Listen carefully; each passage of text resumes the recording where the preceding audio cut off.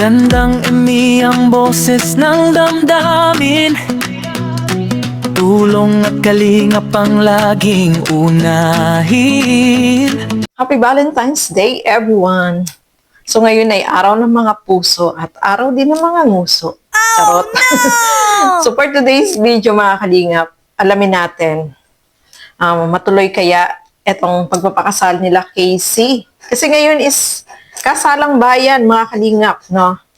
Every year, nagkakaroon ng kasalang bayan sa bawat lugar o sa bawat bayan na eto nga ay libre at walang binabayaran, no, mga kalingap. Kumbaga, pinangungunahan ito ng mayor ng bawat lungsod at ito po ay libre. So, bawat lugar ay may mga ganyan. Bawat lungsod ay may libreng kasalang bayan. So, eto, mga kalingap, matuloy kaya itong kasalang bayan, pagpapakasal nila Casey at ni Jigs, mga kalingap. So, alamin po natin sa video na ito. Pero bago natin simulan yan, huwag niyo pong kakalimutan mag-subscribe, Bal Santos Matubang, Kalingap Rob, at Edna Vlogs, at supportahan po natin Mr. Bente Boy Vlog.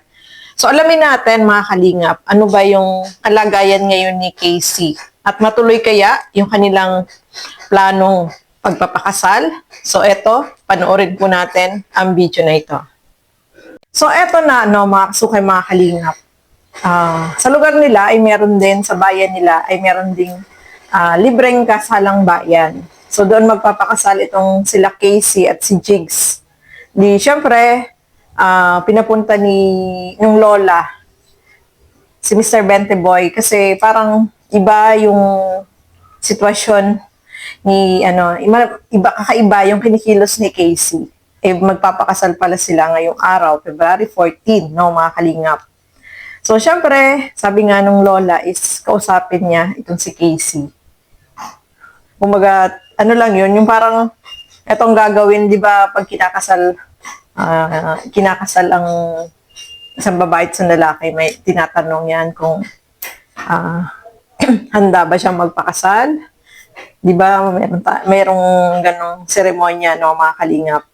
So, tinanong ni Mr. Bente Boy itong si Casey at iba yung sagot niya. So, napansin natin sa kanya na kakaiba yung mga sinasagot ni Casey. Hindi siya yung direct to the point na sumagot, di ba? Si Jigs, yung tinanong, sagot niya kaagad, yes, I do. Pero itong si Casey, iba yung sinagot niya, mga kalingap. So, baka stress o hindi nakakatulog si Casey, hindi natin alam, no? Kasi hindi naman po siya nakakainom ng gamot kasi nga buntis. So, problema, no? Marami yung nabasa ko doon ng mga comment na sana daw wag mo nang ipakasal.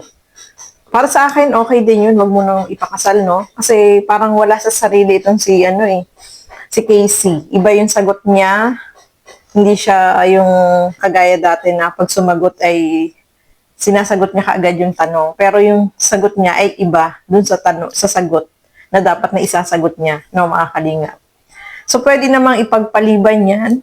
At nagtaka din si Mr. Bente Boy, bakit, di ba may asawa itong si Jigs, nagkaasawa siya noon. At ang sabi pa nga, kasal. Pero nagtaka din si Mr. Bente Boy kung bakit pwedeng ikasal naman pala. Baka daw ikinasal ay hindi na pa-rehistro yung kasal, kaya walang record. Kasi bago kang magpakasal, kukuha ka muna ng sinumar, no, mga kalingap. So, hindi siya pwedeng ikasal kapag kasal na siya.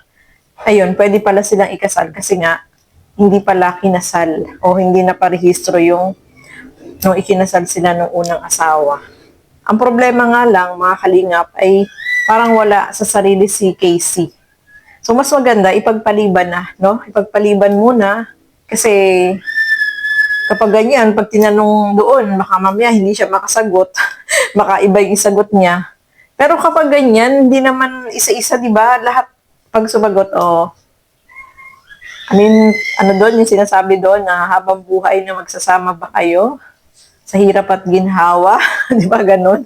Pag kinakasal. Parang pag ganun mga kasalang bayan, parang hindi naman iniisa-isa, parang isang tanong, lahat ay sasagot. Parang ganon. Hindi isa-isa. Kasi marami yun eh. Pag ganun kasalang bayan, hindi naman pwedeng isa-isahin yun.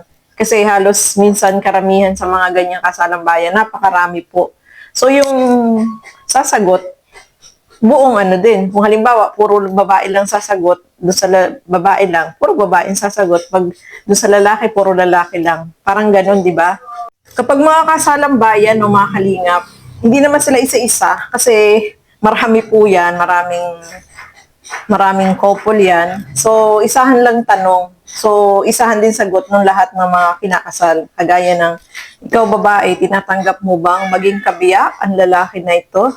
At magsasama kayo habang buhay? Di ba ganun ang tanong? Yes po. Ganun, di ba?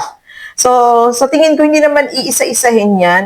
Kasi, pag inisa-isa yan, lalo na kapag mga kasalang bayan, eh, matagal matapos, no, mga kalingap. So, isang tanungan lang yan para sa mga babae at para sa mga lalaki. So, para din sa akin, no, mga kalingap, siguro ipagpaliban na muna, no? Kasi marami pa naman, every year naman po yung kasalang bayan tuwing araw ng mga puso. Siguro mas maganda, no, mga kalingap, huwag mo na ipakasal. Para sa akin lang, no? Kasi parang iba yung kinikilos ni Casey, parang wala din siya sa sarili niya. So, mas maganda, wag ipagpaliban na lang muna, no, mga kalingap. Kayo po, ano po ba yung masasabi ninyo about dito? Kasi alam natin yung sitwasyon ngayon ni Casey na parang hindi siya okay. Parang yung sagot niya ay taliwas dito sa mga sagot na tinatanong ni Mr. Benteboy, no? So, mas maganda, huwag muna ipagpaliban na muna. At so, marami pa naman, no? Next year, pwede naman sila magpakasal. Kapag okay na si Casey. Kasi ngayon po talaga is hindi siya nakakainom ng gamot dahil alam natin na buntis itong si Casey. No, mga kalingap. So, ayan po, no? Sana maging okay na si Casey. Sana wag siyang ma-stress. Alagaan niya yung baby niya, no? At sana wag maapektuhan yung magiging baby niya, no, mga kalingap. So, ayan po, maraming salamat sa inyong walang sawang panonood at pagsuporta dito sa aking mga ginagawang reaction video. Siyempre, suportahan po natin lahat ng mga Kalingap partners, Kalingap reactors. At ang inyong lingkod, Gandang Emmy, sa mga hindi pa po nakapag-subscribe dyan, please subscribe and please hit the notification bell para lagi po kayong updated sa aking mga ina-upload na mga reaction video. So, hanggang dito na lamang po muna. Happy Valentine's Day to everyone. Bye-bye po!